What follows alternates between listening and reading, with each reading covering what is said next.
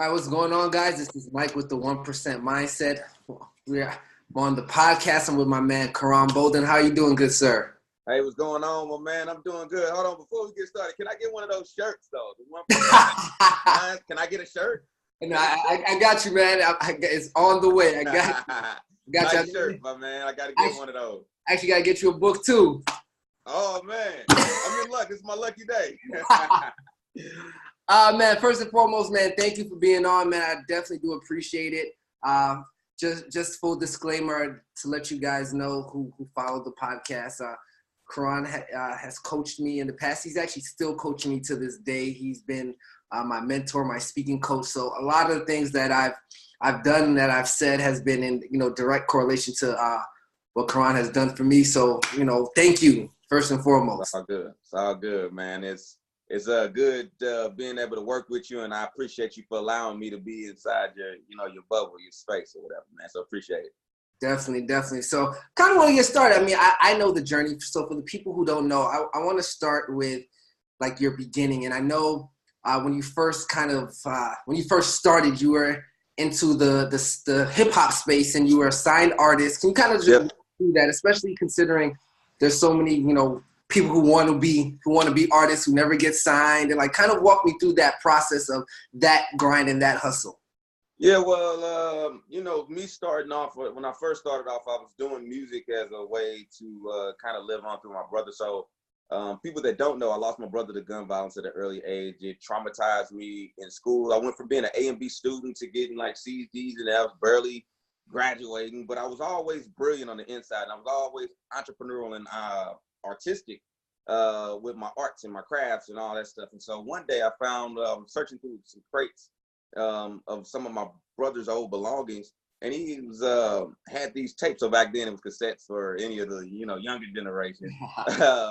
Might be telling my age here just a little bit, but he had these cassette tapes, and I popped one in one day, and he was like hosting like his own radio station back then. It was like, I guess in today's time it would be his own podcast, but he was recording songs, letting them play, and then he was acting like he was a DJ. Well, anyway, I started doing the same exact thing, and then lo and behold, I started writing and making music. And then I started liking that it was really giving me an outlet to be able to express some of those things that were hurting me on the inside. I was able to now get those out of me, and I felt better, and I did better in school. Well, of course, we know back then that arts and those type of things really didn't mean anything back then, and they really didn't know how to handle people that have gone through traumatic situations as much as they do today. Not when it comes to innovation. Well, anyway, long story short, I ended up started rapping full time, winning talent shows, winning money, and then we ended up I started branding and marketing, and ended up getting a record deal with Def Jam later on. So our hard work paid off. Ended up getting a record deal with Def Jam, shot a music video, was traveling all over everywhere, and that was one of the first big things that I actually achieved and accomplished in my life when it comes to thinking big. What was that experience like? Signing, I'm pretty sure at a pretty young age. I'm guessing they front loaded you some money. Yep. Like what was that experience going from, I guess, where you were, losing your brother to gun violence and just having, success, right? Having money for the first time, having success. What was that experience like?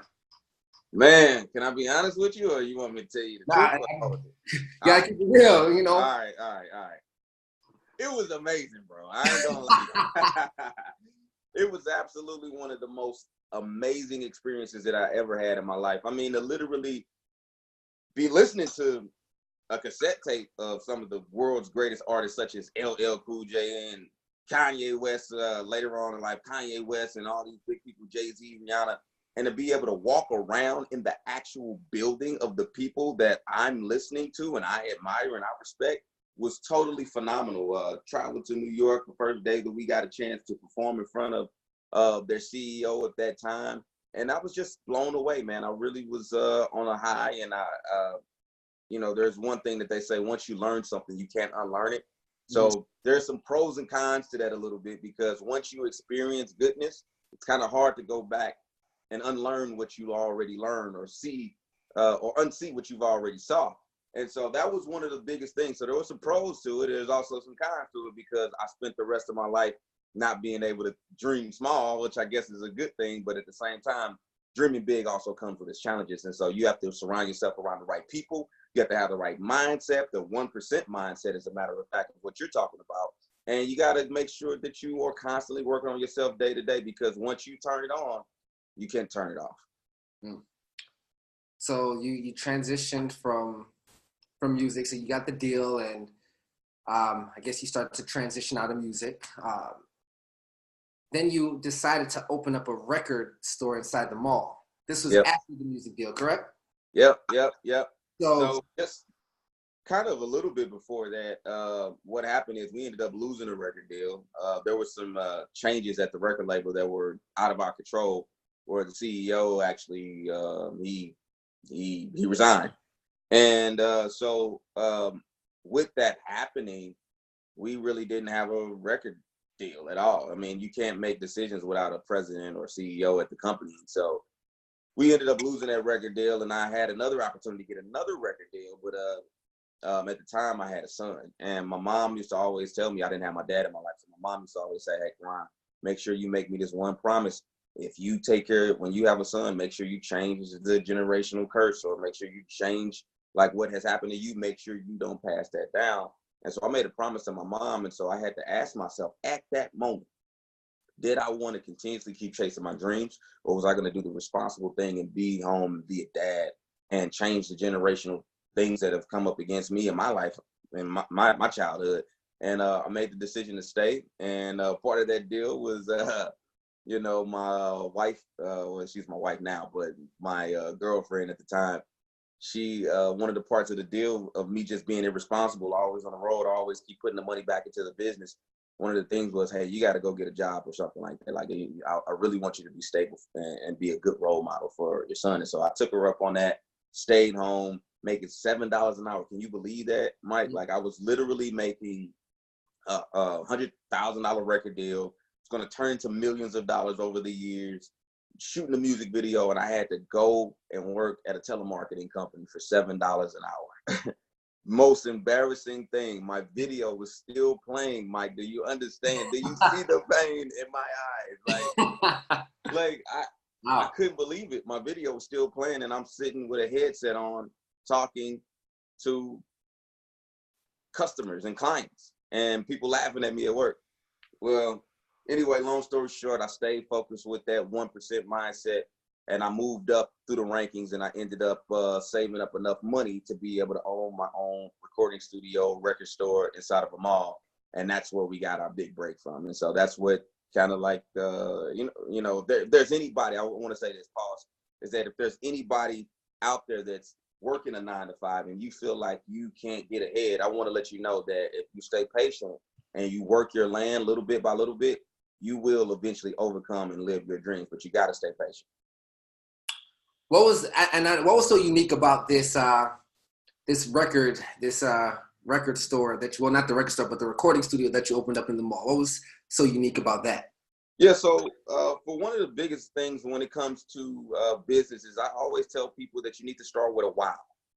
So most people say, you start with the who, what, when, where, why, how. And I scratch all those things out and I say, wow. I should always start with a wow, because if you can't get people's attention, you can have the best lemonade stand or barbershop or beauty salon or even barbecue restaurant. If nobody knows that you're there, it doesn't even matter. You're going to close out. So I always start with a wow. So my wow moment was to open up a recording studio inside of a mall.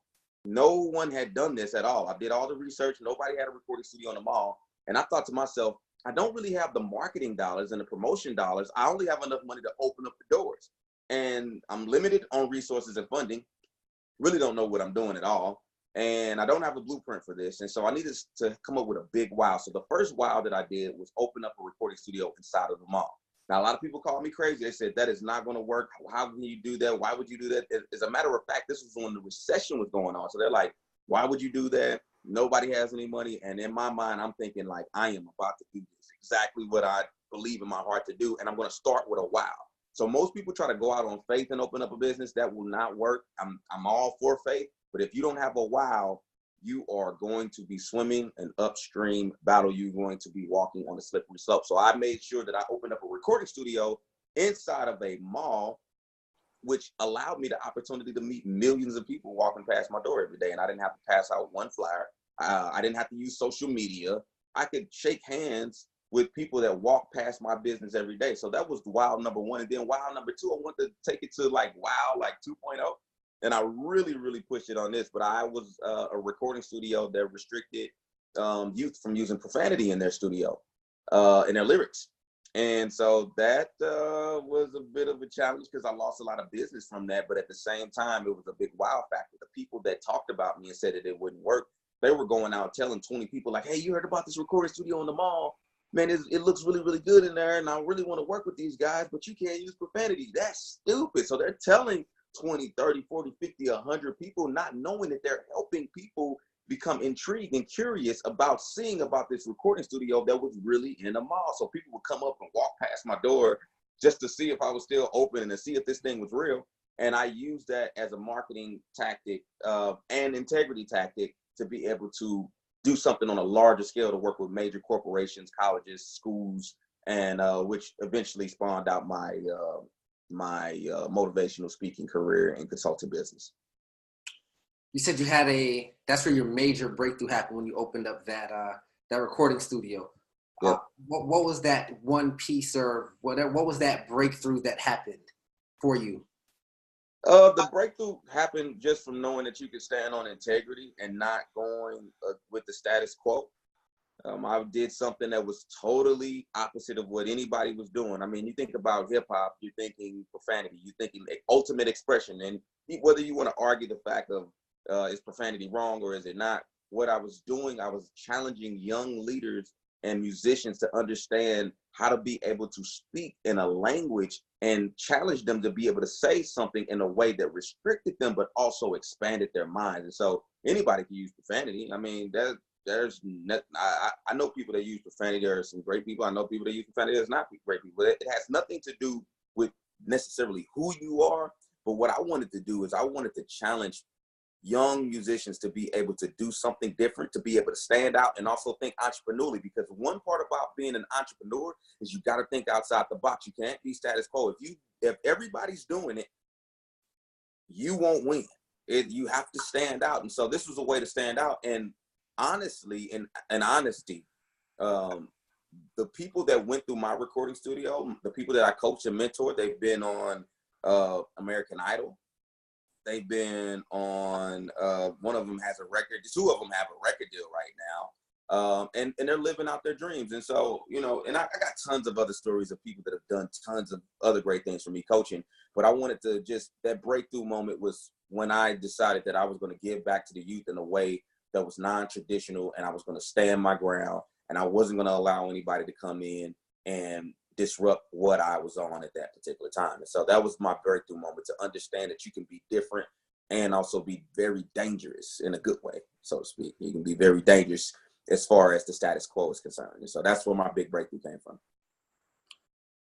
Transitioned from the recording studio and started doing youth development, motivational speaking. Yep. What pushed you in that arena? And I met you, because of that, and I spoke on a panel that you were a keynote speaker for, and we connected via that, and very powerful speaker. Where did that shift happen from the recording studio to being in classrooms, being speaking at corporations? Where did that shift happen? One of the things I think is that once you align up with your destiny, everything else just falls into place. So many people try to figure everything out. I never had a business plan or anything when I first started. And a lot of people said that that's crazy. Most people spend a lot of time focusing on trying to make everything perfect. And I'm naturally a perfectionist, but this time I jumped out the ship. And that came a lot from my relationship that I had with the man upstairs. I had a life change, and it was big and it was powerful. And I prayed a lot. I meditated a lot. I started to look at the law of attraction and The Secret, and then those books turned into other books. And then I started reading, and I started to understand how powerful the mind was. It was like, really, success had nothing to do with you chasing success. It really had to do with, if you change your mindset, success will start to chase you. And I give it an example of like a butterfly. If you try to chase a butterfly, it's going to fly away.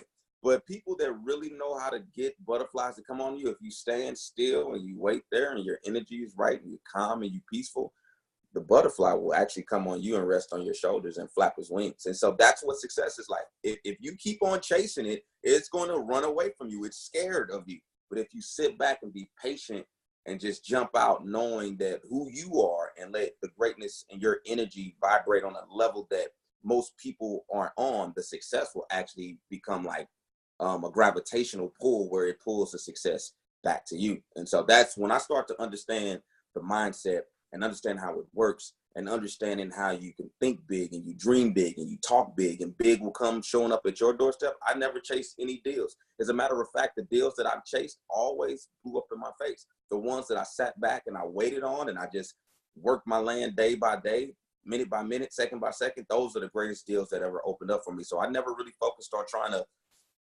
go get deals or anything like that. I've just really just sat back and let the deals come to me. That's powerful. So you've transitioned into the space, basically just walking through faith, and it kind of just happened, like you said. Now you've coined the term St. Louis Obama. You've won awards. You've been pretty big in the St. Louis area. Kind of tell me how did that name come about? What did you do? What did you do for that city particularly? Like what does that look like? Yeah. So I called myself STL Obama just because I felt like, what Obama had done, he was the first to do anything. He was the first person he was the first African-American to become the president of the United States of America, which had never been seen, never had been done. And people never even think that they were going to win. I mean, Michelle Obama even on camera said that she didn't think that they were going to win. And, so things like that, it's like, I felt like that. Sometimes I felt like before I opened up my doors to my recording studio, before I delivered my first speech, before I, start consulting for major corporations, I didn't believe that I could really do it. It was just, or should I say, I wasn't 100% confident that I could do it, but I was 100% confident that I could at least take the first step to greatness. And so I called myself STL Obama. A lot of people call me crazy, like, you're putting yourself up on a high pedestal. Like, you're not gonna. Yes, I am. I'm gonna be the first to do it. There's a model that we had at Street Dreams, which was the name of my recording studio. And that was that we were gonna be either the first to do it or the best to do it, and preferably both. So we were gonna either be if we weren't the first to do it or the best to do it, we weren't gonna touch it. So if there's any entrepreneurs that's listening right now, if you're not the first to do it or the best to do it, the chances of you doing it and doing it on a major level is not going to work. Like, that's why it helps me focus. I ask myself when I'm about to do something, am I going to be the first to do it? Because the first man on the moon, everybody remembers the first man on the moon. Nobody remembers the 10th man or the 20th man on the moon. Everybody in history remembers the first man on the moon. So that's going to help you in your marketing plan. If you're the first to do something, you're going to stick in the consumer's mind that you're number one. It's going to be hard for people to beat you out. So either be the first to do something or either you be the best to do something, and preferably both. And so that was just what we were doing with the Street Dreams model. We were the first people to have a recording studio, and we were the best people to have a recording studio because not only did we record people, we also showed them how to get on stage and market and brand themselves. We gave them platforms to be able to perform at different places. I did coaching and mentoring and development. I showed them how to sell CDs and how to sell their podcasts and how to sell themselves ultimately. And these students were making money, 16, 15, 14, 12 years old, making money, which most people don't even see a return on their investment when it comes to music. And so that was what my mission was to do. That's what we did. And it was all about quality over quantity. I didn't care about having 10,000 people come through my studio. I just wanted the 10 people that did come to my studio, which I did have more than that, of course. But I did want the 10 people that came to my studio that was serious. I wanted them to be the representation of the brand, and they became that. And I'm excited about it. And I feel fulfilled that I helped some young people overcome the obstacles that were coming up against them at that particular time. You call yourself, at least via your IG, it says the best speaker alive, the world's best mentor for aspiring speakers and authors. Yep. What makes you the best for aspiring speakers and authors? Yeah. Well, I came up with that coin. That was just kind of a spin off of the STL Obama. You know, every so often you got to reinvent yourself. And so I decided to call myself the best speaker alive. And I just believe that in my heart. You know, other people that are speakers, they should believe that too. To me, in my topic, what I was saying is not that I'm comparing myself against anybody, belittling anybody else. What I'm saying is when it comes to me being authentically me, I am the best speaker on my particular topic and my particular story. Nobody else can be me. So I can tell that story in the best way possible because I told it over and over again. I've worked on it. I've worked on my craft. So I am the best speaker alive. If you're a speaker and you're working on your craft, you're the best speaker alive. And we all have a story and it's unique. And so I just called myself, I said, hey, you know, I'm the best speaker alive. And I immediately, you know, this is what's so crazy. Immediately when I posted that, somebody said something to the effect of, how can you be the best speaker alive when I'm the best speaker alive? You're the second best speaker alive. And I'm thinking like, man, I'm not even talking about that. Like you really don't understand what I'm trying to say. What I'm trying to say is that I'm the best speaker alive because I'm living my message and nobody can speak my message in the way that I can. And so that's what I was saying with that. And that transition to my becoming the best speaker alive and honing my message, doing over 900 speeches, speaking over 500,000 people across the country via speeches and social media, video Skypes and all that. I developed a unique ability to be able to start coaching people. And my coaching clients are phenomenal, including yourself, by the way. I'm really, really excited about what you're doing, but I know how to coach people. I know how to develop them. And so, you know, anybody can. I was telling somebody this yesterday that was, we were doing a consulting about where they were going to sign up for my program. He was really, really excited. And I said, you know, it's crazy because anybody can look online in the information age and find out how to become a motivational speaker. Becoming a motivational speaker is all about your coach. Anybody can look and see how to be a basketball player. Anybody can look and see how to be a football player. But if you look online or you read a book on becoming a basketball player, that's different than having Phil Jackson or Steve Kerr coach you. It's two total different things. So you can look online and become a motivational speaker all you want to, or become an author. But if you really want coaching and development and you want to become a champion, you need a coach, an ideal champion. Koran Bolden is the best speaker alive, and I am the greatest coach in the world for speakers and authors that speak out and have a passion to be able to do new things in life. I'm the best because I build champions. That's point blank, period. It's not up for discussion. It's not up for debate. It's not up for argument. I have produced people that have gotten some of the same results that I've received and even quicker. And so my prayer is always that I coach and mentor the people that are going to be greater than me. And so greater than me has nothing to do with achievements and accomplishments. I'm thinking speed. Like what it took me 7 years to do, some of you guys are doing that in a year, in 6 months, in 2 months, in 3 years. Everybody goes at their own pace, but it took me 100 speeches before I got my first pay. I didn't even think you can get paid for speaking. It took me 100 speeches before it dawned on me that you can get paid for it. Not my coaching clients. My coaching clients, I'm telling them, hey, day one, we already believe it. We dreaming for it. We're going to make it happen. Think big, talk big, know that you're worth something. And through that, my coaching clients, the majority of them get something within the first year. I mean, even before then, but I'm just giving an example. I don't want to overpromise anybody that's listening thinking it's like a get rich quick scheme. It's not. It's a lot of work. It's a lot of no's. It's a lot of discouragement in the speaking industry. It's a tough industry, but once you break through, you out of here.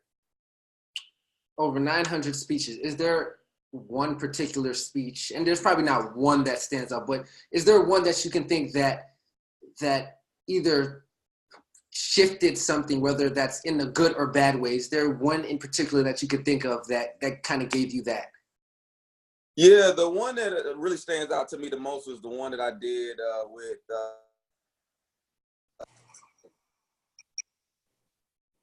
the one that stands out to me the most is the one that I did with Banana Republic. I gotta.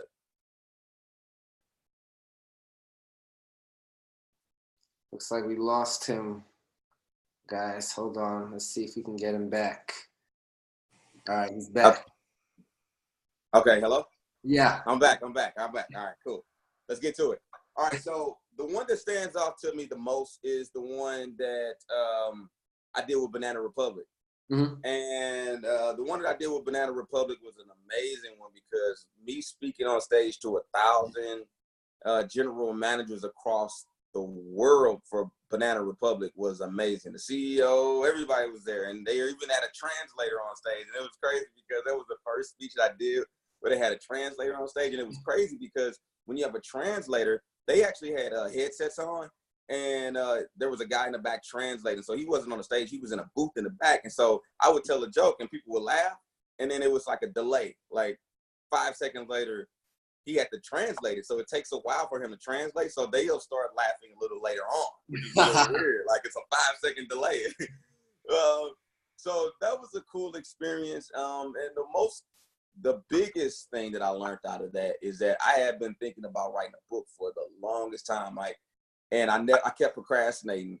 And I thought that I was something because I was speaking and all that. And I'm just like, I'm making money. It doesn't matter. I'll just go out and I'll speak. It doesn't matter. I'll write the book. I'll get to it.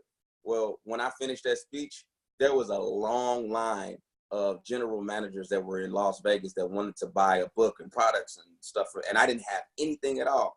And I thought to myself, if I would have had my book, I could have sold 1,000 books here. They probably would have did an Oprah moment and said, hey, Koran Bolden did so good that we're buying books for everybody. And that didn't happen because I wasn't prepared. And I missed out. I think in my head, if I would have sold 1,000 books, I just missed out on $25,000.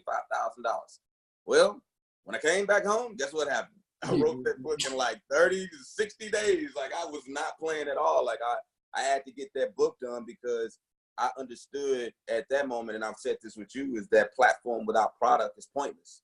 You can have the biggest platform on this earth, but if you don't have products to sell after it's over with, you're doing a great disservice to the people that you were talking to because they're going to want to develop the mindset and inherit the mindset that you have. And that can only happen through teaching tapes, seminars. And some people can't get through that. So, the book is the best way to be able to inherit someone's mindsets and thoughts and beliefs. And so by not having that, I start to understand how pointless it was for me to keep moving forward. And it's like getting people excited about something, but you never give them a physical product or a physical extension of how to do it after you leave. So I get people motivated, but then it's like, okay, I'm excited. Where do I start? They didn't have any connection points. So I ended up writing a book, Rock, Paper, Scissors, that was from the speech that I did from the Gap Banana Republic experience. And we later on, I've sold 6,000 books over a period of time. So I'm excited about that. So nice. Congratulations. And actually, you were the reason that I wrote my book, right? So yeah. You told me, you said, hey, you need a book. You need to make it happen. And, I did, right? It took a little longer than I originally anticipated, but, before the end of the year, I dropped mine. So I definitely appreciate that as well. Hey, can we see that book again? Can I see it again? Can you hold it up? Absolutely. Okay. All right. Okay. I just had to make sure, I had to make sure it was real. I put some blood, sweat, and tears into this, but it's good stuff, man. It's good stuff. I got a lot of great reviews, and I'm working on really making sure that it gets out to the right people, and I'm excited about it. I'm definitely excited. So I know this is an interview about me, but what do you think was like the biggest thing for you when you were writing the book? Like, what was the biggest thing that helped you push through? Because I know around when you start the book, there's a lot of excitement. And then when you get to the middle of the book, it starts to be like, am I sounding redundant? And a lot of self-doubt. You're like, how many more pages do I got to go? What was that like when you were writing the book? Did you feel like, what pushed you through to get it done? Well, so I started it in the end of August. And then, like you said, the excitement died. I took long breaks. And then I think I had a conversation with you and you spoke to me about, what you had planned and just, getting back on tour and just things that you were doing. So I made sure I set a hard deadline for myself. I believe that being of your word is extremely important. I think that's one of the biggest things that I've just learned throughout life is being of your word, right? If you say you're going to do something, no matter what the situation is, no matter the trials and tribulations that you go through, you got to figure out how to get it done, regardless. Yeah. And I think during my times of struggle, writer's block, all the issues, I set a hard deadline. I said, I'm going to have it done by this date, no matter what. And I think once I set that hard deadline, that date, I just worked day in and day out to make sure I got it done. And I'm not saying I was up, had riding on 1 hour. No, I paced myself, but I made sure I stayed consistent. I think, the single hardest thing, or the single most important thing, especially as an entrepreneur, is discipline, right? We get excited early on in the beginning, and then it kind of fades away. And, I've been working strategically, especially on discipline, whether that's, there's 6 major things that I'm working on day in and day out. That's reading, that's writing down my goals, eating healthy, drinking water, meditating, there's like 6 main principles. And I think like when I'm going through a book, I want to have like a certain amount of books that I read per month. And I got into last year, what I did was I wouldn't read for like a day or two, then I'd read for like an hour and a half, one day. And it doesn't build consistency. It doesn't build discipline. Yeah. So, really said, even if it's 15 or 20 minutes a day, like doing it day in and day out, no matter what. And just building that discipline, building that confidence is getting me. I get up and go to the gym every morning at 5 a.m. Just building that discipline and that structure has allowed me to really kind of elevate, so to speak. And I can look, no matter what your income is, how much money you make, who you are, I can go in with confidence and speak to anybody and feel comfortable, because in the back of my head, whether that's, my psychological trigger or not, I'm like, just, you don't work as hard as me. So I can have, I'm never intimidated by anyone because of these disciplines and these structures and these routines that I do day in and day out because of that. Yeah, no, that's good, man. I've seen your growth, man. You were already on fire even before I met you or whatever. You had a mindset that was like super, super, super amazing, and just not giving up, not quitting it. So it's of no surprise that you're continuously taking great leaps and bounds with your speaking career and getting your book done so fast. I'm really proud of you, man. You're doing some amazing things, man. I can't wait to see what 2019 has for you and beyond. I mean, I definitely appreciate that, which kind of brings me to my next question, because as I'm thinking about 2019 and what I want to accomplish, and just really, kind of setting up my speaking career, getting my first paid speaking gig that's happening in a few weeks. You had success. You had success. Again, it took you some years, but you had success, a lot of success. You awards, speaking. How did you, and even not even just speaking, but even being a signed artist at a point in time, like how were you able to manage that? I guess that fame that came. Man, you know what? Honestly, to tell you the truth, that was another area that I failed at. And so you can hear a lot of times where I'm telling you that I failed a lot, but those failures actually made me more confident when you don't give up on it.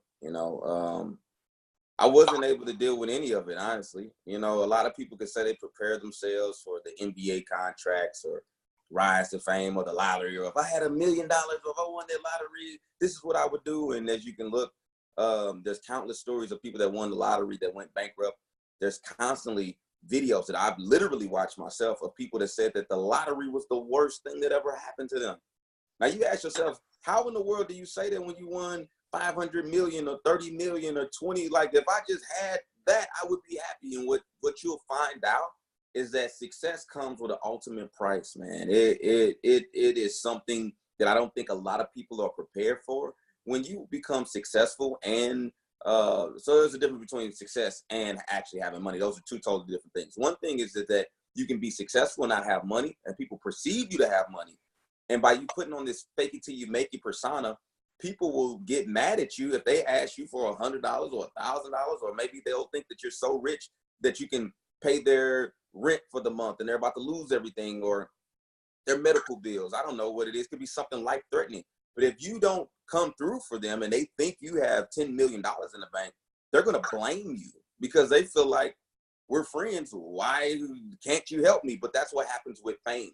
Fame is a perception of having riches, yet never having riches at all. It's social capital. And social capital, you can't necessarily always cash in, depending on if you're a good marketer or brander, but you have a lot of social capital. A lot of people are looking at you. You have a lot of fame, but that does not necessarily mean that you have the finances that equal that fame. And so fame is a very, very dangerous thing. And it's almost like a drug too, because the reward system in your brains is firing off when people are like, oh man, Koran, you did good. Oh man, you're the best speaker. Oh my God, can I take a picture? And can I follow you online? And can you sign my books? People say humble all day long. When you feel that love and that respect and that admiration, man, it is like a drug that you cannot get off of. You go home and now those claps and those cheers and those applause are not there at the capacity of a stadium or 1,000 people or people, you know, all in your face or whatever. And so I tell people to watch out all the time when it comes to success, because a lot of people that are successful, you see it all the time, they're going crazy and going into depression and having mental health issues and things like that. And all that comes from what I just said from the first example, which is fame does not necessarily equal fortune. And then the other side of it is that if you have the fortune, let's say, for instance, you have a Bentley. If you run into the back of somebody and it's a Bentley car, they look back there, it's a Bentley, they're going to lay out on the stretcher. You know what I mean? They're going to lay out on the stretcher. They're going to say that they're hurt. They're going to go to the hospital. They're going to sue you and sue your insurance company, right? Only because it's a Bentley. Now, if I pull up and I do that same amount of damage, if not a little worse, with a Dodge minivan, you know, 2000, you know, they're going to be just hoping and praying that I have insurance. That's all they care about. They're not going to lay out on the stretcher. They're not going to go to the hospital. I'm not saying every situation is like this, but I'm just giving you an example of how perception, people are out there, they're money hungry and they want your money. So you really got to watch yourself, because everybody's out to kind of get you for anything that they can if they see that it's you. So you got to, it's a really alienated place. And I've even spoken at events and conferences where CEOs, some of the top CEOs, are so like bogged down with being alone. $100 million company, $200-300 million companies. They're the most loneliest people on earth, because everybody's always out to get something from them. Nobody's asking them how they're doing. They're just going day to day, always giving out, not having any value, and people constantly drawing and pulling from them. And so that can become a depressing thing. And you just got to have the right people around you. And you got to always remember why you started, because if not, you can find yourself losing everything overnight of something that it took you 10, 20, 30 years to get. So for someone like me, for example, right, who's kind of coming up in the game, and as I'm starting to speak, and you know, I'm pretty confident in what I do as well, right? So I foresee, you know, the applause, the claps, great speeches. For someone like me, what kind of advice would you give someone like me who's kind of coming up and, you know, have a book out, people may want to sign it, stuff like how do I not necessarily humble myself? I don't feel cocky in a sense, but just like you said, when those endorphins hit and when, you know, all these things start to happen, you do feel good, right? When I started creating videos and when I got the love, that's when I was like, oh, let me continue to do this, right? That kind of drove me to keep going. So what do you say to someone like me who's going to eventually experience something like that and kind of have to, I guess, put things into perspective, so to speak? Yeah, so two quick things come to mind. The first is that I would tell you, and it's easy for anybody to say, don't let the applause get to your head. Bump that, it's going to get to your head. Just point blank, period. It feels good. It actually really feels really, really good to be needed. As humans, we want to be needed. It feels really, really good when you're needed by a lot of people. And so they can say that all you want to until you experience it. You know, there's nothing you can really say. So the thing that I would tell you is, number one is to make sure you have an exit strategy. Most people open up businesses and they just think they're going to speak for the rest of their lives. And it's like, you can speak to your 70, 80 years old. The reality of that is that one day you're going to burn out. One day something tragic might happen and you might need to take a break.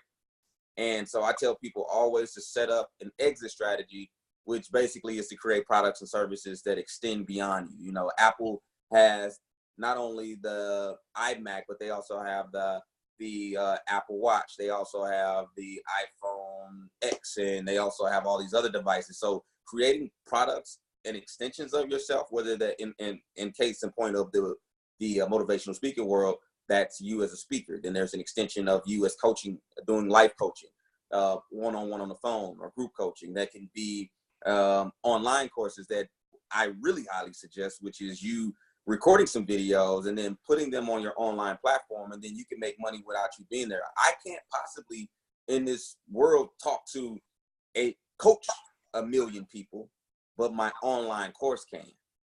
I can't coach a million people in 1 month, but my online course can.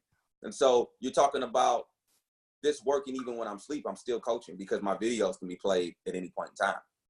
So these are the things that I highly suggest any speaker an author to set up when they're trying to coach and develop and build up their brains to understand that one day you might wake up and say, I don't want to do this anymore. And you'll have to start all over in the next phase that what you're getting ready to do. So I say always create an exit strategy. And number two is I want to tell anybody to make sure you either get an accountability partner who knows how to coach and develop you and pour into you just as much as you're pouring into other people. And also maybe that's counseling, or maybe that's just an accountability partner, but you're going to need somebody that watches out, particularly for this thing called, and I just really started researching this. This is something that really hit me, but it's this thing called secondary traumatic stress that comes from, and I want you, if you're a philanthropist, if you're a speaker, if you're a caseworker, if you're a teacher, if you're a barber, you're a doctor, you're a nurse that deals with people that are traumatized, the studies on this show that people that listen and deal and help with people that are traumatized, if you're not careful and don't have people pouring into you, and you're not having somebody accountable to you, making sure that you don't go overboard, that you're open to the possibility of you becoming traumatized, not because something actually happened to you, but if you're listening to a lot of suicide cases, or you're listening to a lot of people that are saying they're depressed, or they're thinking that they're, somebody killed somebody in their family, if you keep listening to that over and over again, that can have a drastic impact and a traumatic impact on you, and your body will begin to shut down. Your mind will actually shut down because it's trying to protect itself from you going overboard. And so, I would tell anybody, if I was talking to my younger self, I would say, pace myself. Don't make this big goal. Like, I want to reach 1 million people, and I want to help everybody that calls me. If you call my phone, I'm going to answer it, and I'm going to talk to you, and I'm going to listen. I'm going to be there for you. I'm always there for you. You got to understand when to shut this thing off. Because I got to a point where I was taking this stuff home with me. I would go to schools and talk to 1,000 kids and do a small workshop. And then some of the students would reach out to me online, and they would tell me some of the things that they've been going through, whether it was losing a brother. And I'm taking this stuff home with me. So 24 hours a day, I'm listening to people's problems, not doing any type of vacations, not any me time, not any recreation. I just got consumed with helping people to the point that it hurt me. And a wise mentor once told me that my health is just as important as the people that I serve. So don't ever put your own health at risk, because then you're no good for nobody, including the people that are looking up to you. So I would tell anybody to make sure you pace yourself, have a good exit strategy, and get a good accountability partner, because you do not want to be the person that builds it up once again, and then you look up and you're like, I don't even want to do this anymore. And it's not burnout. This is not a burnout thing. It has nothing to do with burnout. It's just your mind cannot handle listening to trauma all day long without it actually traumatizing you. And so the studies that I was looking at, that is that 6 to 26% of people that are caseworkers with children, they have a 26 to 26% chance of developing this type of stress. And if they have a high case of traumatic cases and workload, it could be up to 50%. And there's so many things you avoid going to public places. You don't want to answer your phone because you know that you're going to be there for them. You're going to inherit people's problems. You feel guilt. You feel shame. You feel like you don't want to do it anymore. There's burnout. There's fatigue. There's physical ailments that come in your body because your brain is constantly listening to stuff all day long. And so what I would say is get you somebody that's pouring into you just as much as you're pouring into other people.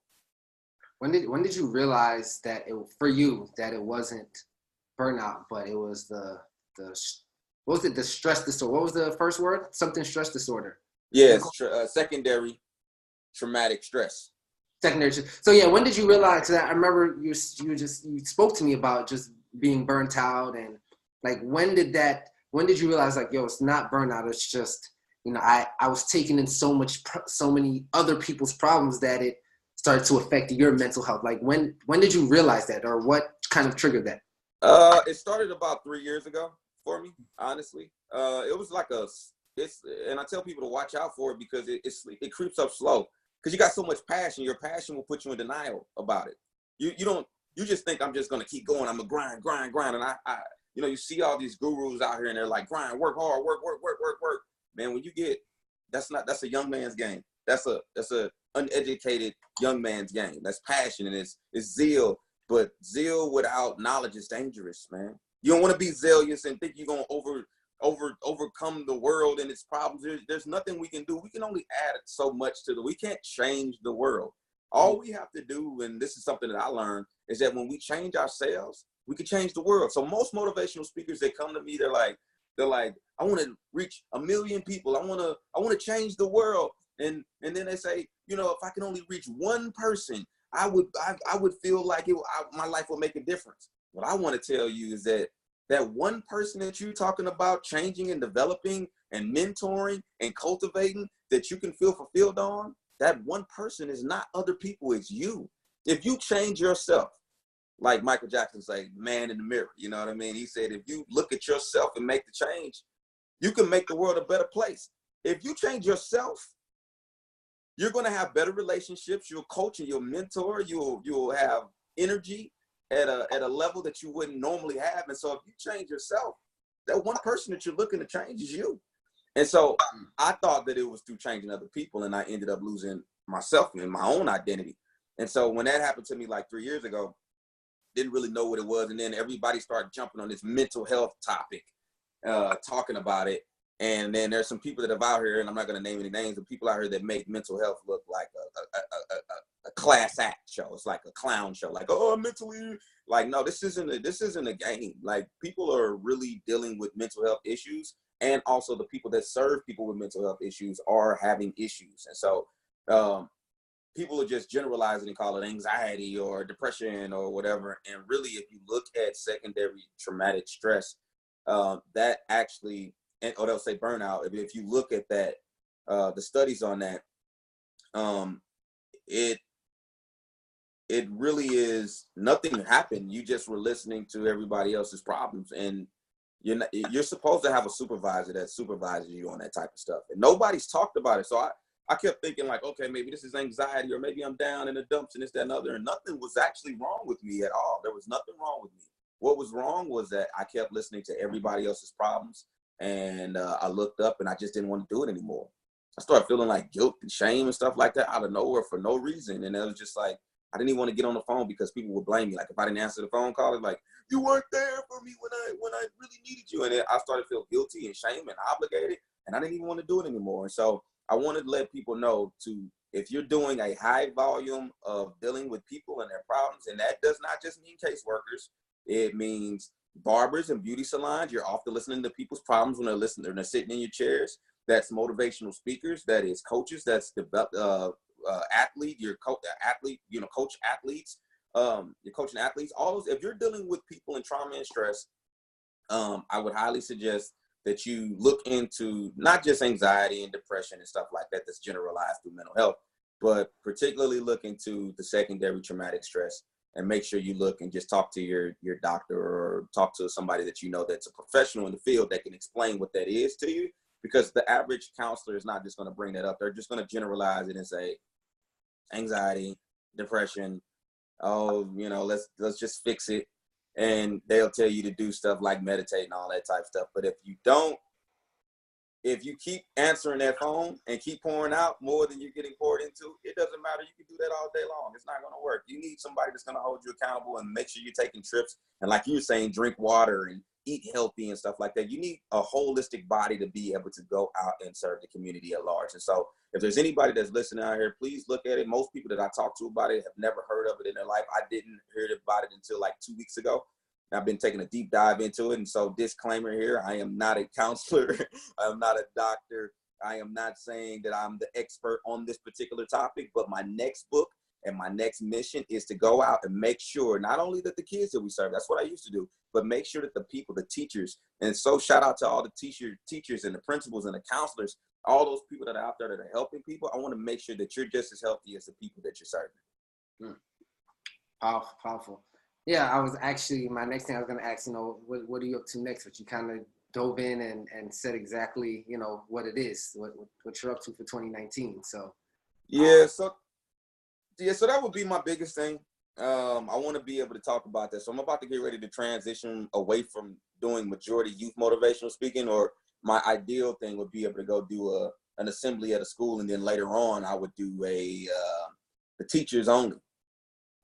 Teachers and administrations and counselors and stuff like that. I really think that if we really want to build a better society, leadership starts from the top on down, starting with yourself first. You pour into yourself, make sure that you're the best that you can possibly be. And then the next thing that we do is we just go right to the community. If you have too many people that are sick and you don't have enough doctors, you have no hospital. Point blank, period. So I'm thinking like, oh, don't just go out to the patients. Don't just go out to the people that are hurting and sick and they feel like they're dying. If we build up enough leaders, we can take some great strides over the next few years if we start to focus on leadership development and making sure that our leaders are not only just passionate, but they're also equipped to be able to handle the workload, because this world is really, really dark. And if we make sure that our leaders are healthy, we can overcome a lot of things that are going on in the world. So new book, new websites coming, new coaching and development. If there's anybody out there looking to get into motivational speaking or become an author or anything like that, reach out to me. Mike's a really great guy. Reach out to him as well. We're here for you, and we can get you going. So do you have any hard deadlines as far as, when the book will be released? You have an idea, the website, when is that coming? I like to put dates on things. Yeah. So my book, I really, I start with the end in mind first. So I actually did my book cover first.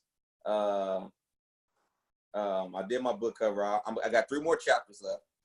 I'll probably have that in about 2 weeks. That'll come out. I just struck a deal with a publishing company. Oh, nice. We actually have a 10,000 foot warehouse where we'll be able to help you with your printing and publishing and coaching needs. We're working diligently over there. That'll roll out over the next year. So the book will probably come out either February, March, or I might wait until June, like this summer. The name of the book is called The Greatest Year Ever. And it's basically based around knowing that January 1, and it's the subtitle is Live Every Day Like It's January 1. So basically, I'm just saying that you don't have to you can have a reset moment any day of your life. You don't have to wait for January 1 of the new year and have this big reset and do all this productive stuff. You can reset your life at any moment that you want to. And so I'm going to show you how to live every day like it's January 1st. And so that's, I'm working on that. And then, I'm about to get ready to get out here and start touring again. But this time I want to speak to millennials, and I want to speak to adults and make sure that they're okay, because nobody's checking on the strong people. People just automatically assume because you're strong, you've been strong for your family, that you're okay. And they're not okay. I wasn't okay. And it became a problem because when I started to say I wasn't okay, nobody would even, the people that I helped, they weren't there. And I started to get really upset about that. But then I had to think about it. They were hurting themselves. How could they don't have anything to give me in the first place. That's why they reached out to me. So how can I think that I'm going to get anything back out of a situation that was already bankrupt? You know what I mean? Like, they were already in a deficit. They was already in a negative. So even if there were $200 in a negative, I put $100 in. And then all of a sudden I go zero and I say, hey, I'm in a negative. Can you help me? They still did. They were never in surplus. I can't expect to get something out of it. And that's when you really start. If you listen to most people, this is a warning sign of it to me. When people start to say, when I'm giving to everybody else, and then when I need something, nobody ever really gives anything to me, and nobody's ever there for me, and I'm always there for everyone else. When you start to hear that, that is, to me, from my personal experience, once again, I'm not a professional on the topic. I'm not a doctor. I'm not a counselor. I don't have a degree in it. What I'm saying is, from my personal experiences, is that when you start to say stuff like that, that's you being traumatized from dealing with people that are traumatized. Everybody's around you's traumatized. Eventually, if you are around 20 traumatized people all day long, you're going to eventually become the 21st. Point blank, period. You are what you hang around. And so what happens is, a lot of times we focus on just keep on helping people, and we don't put any positive people in our circles, and you look up and you have a great problem on your hands. So I'm really going to be focusing on that to answer your question. Going to really be focusing on that in the new year, really going out and help building up more leaders this year, and coming out with the books and the publishing company. And we're going to take some great strides in coaching and development. Nice. How do people find you? Yep. So it's pretty easy to find me. I would just tell you to just go to my social media and message me. It's the easiest way. I mean, I have a website. You can go to my website. It's KoranBolden.com. That's KORAN Bolden, BOLDEN.com. So KoranBolden.com. You can go there if you want to book me as a speaker, or if you want to find out more information about me and see my resume. You can Google me, of course. Shameless plug. You can Google me, of course, and look at some of my work as well. And lastly, I mean, most people, they reach out to me through the DMs or through the instant messenger on social media platforms. I'm on pretty much all of them. And it's, if you just type in Koran Bolden, I'll pop up and you can DM me a message and we can sit down and, you know, have a phone call if I'm available. And I'm excited about it, man. It's going to be a great 2019. Nice, absolutely. Well, man, I definitely appreciate the time. I'm sure the audience at the 1% Mindset, the people who are listening to the podcast, will absolutely love this. As usual, you dropped a ton of gems, you know, a ton of things that I've learned. I'm sure a ton of things that they will learn. So, once again, I do appreciate it. I am in 2019, I will be basically a protege of a lot of things that I've learned from you. So again, I do appreciate it as well. So, but again, for everybody, remember at Koran Bolden, KoranBolden. You can find him there on IG. See a lot of his work. Again, a lot of stuff that I've done, I have learned through him. And, you know, just keep watching out for, you know, what he does, what I do, what we eventually do together, because we will have some stuff in the works together this year, hopefully. And yeah, go from there. So for everyone that's watching or listening, I appreciate it. Thank you guys. Take care. Talk to you.